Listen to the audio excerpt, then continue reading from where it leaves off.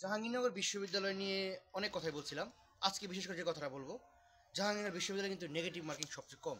মানে 5টা প্রশ্ন যদি আমার ভুল হয়, আমার 1 নাম্বার কাটা যাবে। আর জাহাঙ্গীরনগর বিশ্ববিদ্যালয়ে খুবই অদ্ভুত অদ্ভুত কিছু আজগুবি প্রশ্ন হবে, যেগুলো তুমি যখন দেখবে মনে হবে যে লাইফে কখনো পড়িনি।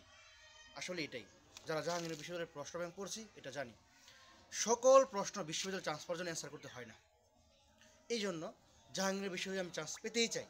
আমি পাওয়ার উদ্দেশ্যে যদি আমি পরীক্ষাটা দেই, আমাকে অবশ্যই ওই জিনিসটা খেয়াল রাখতে হবে যে আমি কোন জিনিসগুলো আমি পারি। আর হ্যাঁ, যে প্রশ্নগুলো 50-50 মনে হবে, যেহেতু 0.20 নেগেটিভ মার্কিং দাগিয়ে ফেলবে, কিন্তু একদম আন্দাজে খুব বেশি প্রশ্ন দাগানোর দরকার নেই।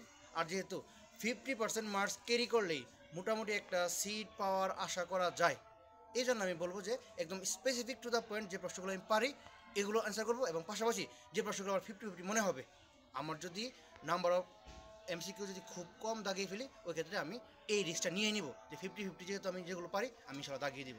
আল্লাহ ভরসা। ভেরি গুড লাক, সবার জন্য শুভকামনা। আসসালামু আলাইকুম।